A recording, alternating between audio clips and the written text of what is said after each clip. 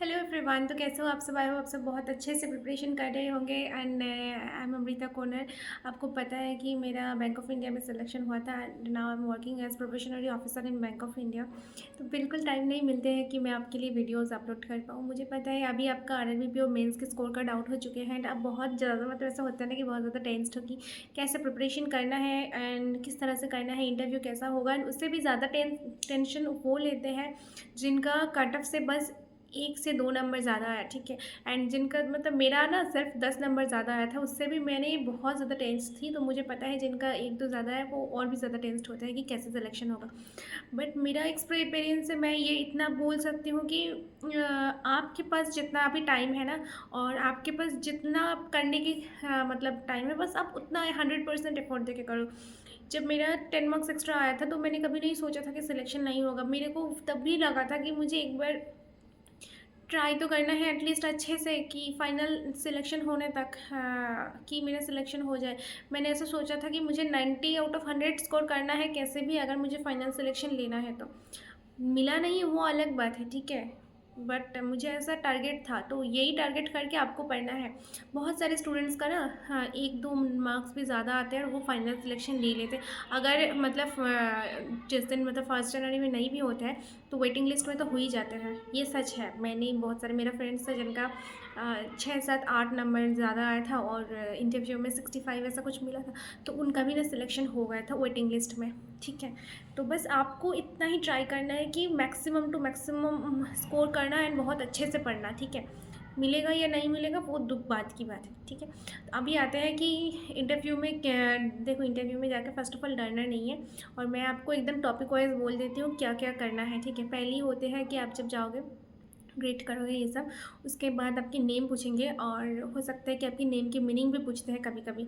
फिर पूछते हैं आप कहाँ से बिलोंग करते हो, उस जगह में क्या फेमस है ये पूछते हैं।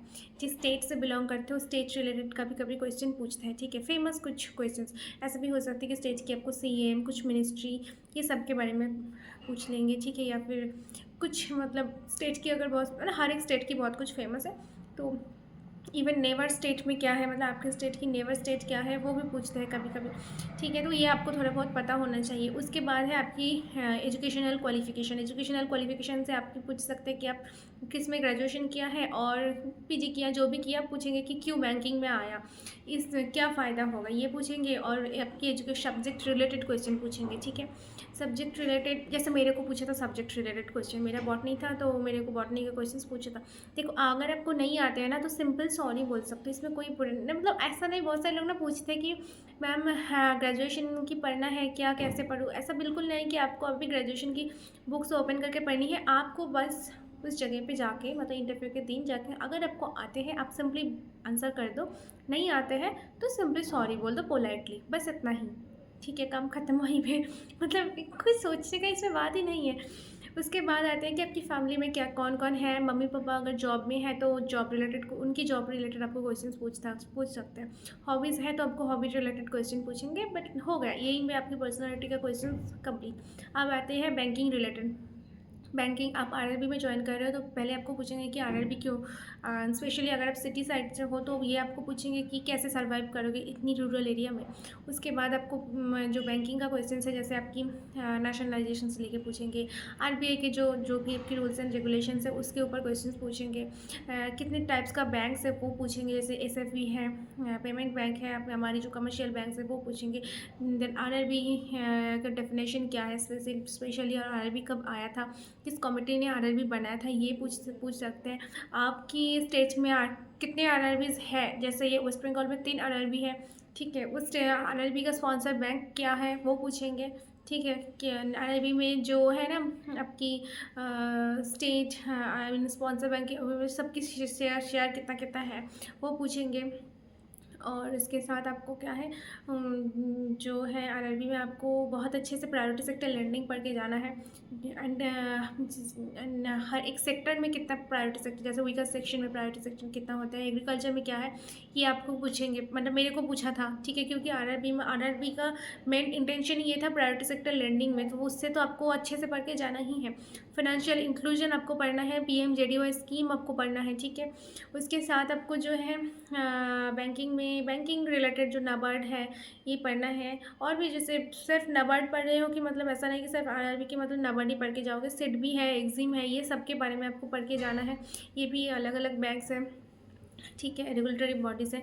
उसके साथ आपको पढ़ना है कि बेसल नॉर्म्स पढ़ना है, जो हमारी गवर्नमेंट की सिक्योरिटीज़ होते हैं डिफरेंट काइंड्स हैं, जो वो आपको पढ़ना है, जैसे सॉवरेन गोल्ड बॉन्ड है, ट्रेजरी बिल है, इस तरह की जो आरबीआई के रेट्स होते हैं, repo rate, reverse repo rate, SDF, ये सब आपको पढ़ना है, ठीक है। और आपको है फिर हाँ, आपको वो जो डिफरेंट टाइप्स ऑफ क्रॉप्स है मैं पढ़ के गई थी, जो हमारी रबी खरीफ है और जायद है ना, वो पढ़ना है आपको। और क्या है,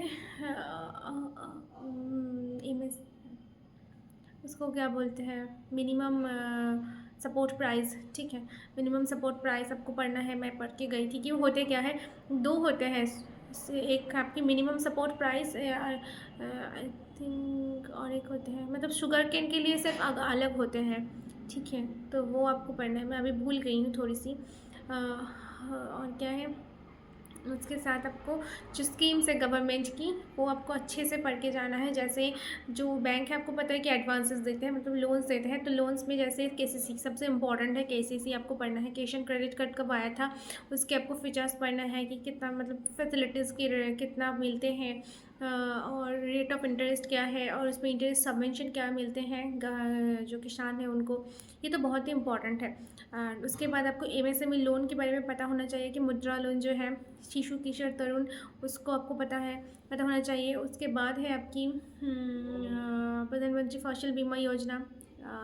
फिर आपको और क्या है, सेल्फ हेल्प ग्रुप बहुत अच्छे से आपको पढ़ के जाना है, क्योंकि गांव में ये सब देते ही है, एसएचजी लोन्स देते हैं, अकाउंट ओपन होते हैं, तो एसएचजी लेके आपको पढ़ना है। आपको फिर अभी जो है यूपीआई वगैरह ये सब लेके तो आपको पढ़ के जाना ही है, आपको तो पता है यूपीआई ये सब क्या होते हैं। फिर आपको क्या है स्कीम के अंदर और है, हाँ, एपीवाई, एपी अटल पेंशन योजना, प्रधानमंत्री जीवन ज्योति बीमा योजना, सुरक्षा बीमा योजना, तो बहुत अच्छे से पढ़ के जाना है। ये तो ऐसा हो गया कि आरआरबी का फेवरेट क्वेश्चन है, ठीक है। और उसके साथ आपको पढ़ना है कि जो और भी गवर्नमेंट स्कीम्स अभी आए हैं, जैसे कि स्वनिधि स्कीम पढ़ना है, कुछ और अगर नई स्कीम आते हैं तो वो आपको पढ़ना है, ठीक है, इतना ही। एंड इसके साथ क्या है ना, आप बस इतना पढ़ के जाओ, आपको कॉन्फिडेंट फील होगा।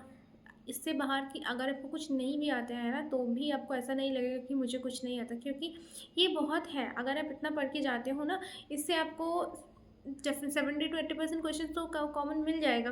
अगर कॉमन नहीं भी मिलते हैं ना, तो आपने आपके अंदर ना कॉन्फिडेंस बढ़ जाएगा कि हाँ मैंने पढ़ाई करके आया है, ठीक है। तो इसीलिए बोलती हूँ पढ़ाई करो अच्छे से। एंड अगर नहीं आते हैं उस मोमेंट में सिंपली सॉरी बोल दो पोलाइटली, बस इतना ही, एक थोड़ी सी स्माइल करके बात करो, दैट्स इट। अब आता है कि आपके ड्रेसिंग सेंस के ऊपर। जो मैं पहनी थी, एक बहुत लाइट कलर की, एक लाइट ब्लू कलर की एक कुर्ती पहनी थी, वाइट लेगिंग्स पहनी थी, और शॉक्स, एंड उसके साथ जो पम्पसू होते हैं वो पहनी थी। तो मैं गर्ल्स को यही रिकमेंड करूँगी, लाइट कलर की जो कुर्ती होते हैं वो पहन के जाओ। आरआरबी का एग्ज़ाम है ना, तो इसीलिए बहुत सारे अगर आपको मतलब वो होता है ना कि कोट ये सब पहनना है तो पहन सकते हो, बट आरआरबी का एग्ज़ाम है तो मुझे लगता है कि कहीं ना कहीं थोड़ी सी सिंपल लुक होना चाहिए। तो कुर्ती मैं ज़्यादा सजेस्ट करूँगी, ठीक है। और डार्क में भी आप डेफिनेटली ले सकते हो, जैसे डार्क ब्लू जैसे होते हैं ना, नेवी ब्लू कलर जो हाईलाइट नहीं करते हैं, ऐसा पहन के जाना है। एक्सेसरीज़ में आप बहुत सिंपल ईयरिंग पहन सकते हो, बहुत सिंपल एकदम छोटी सी जो दिखते नहीं है ऐसा नहीं, और वॉच पहन के जाओ।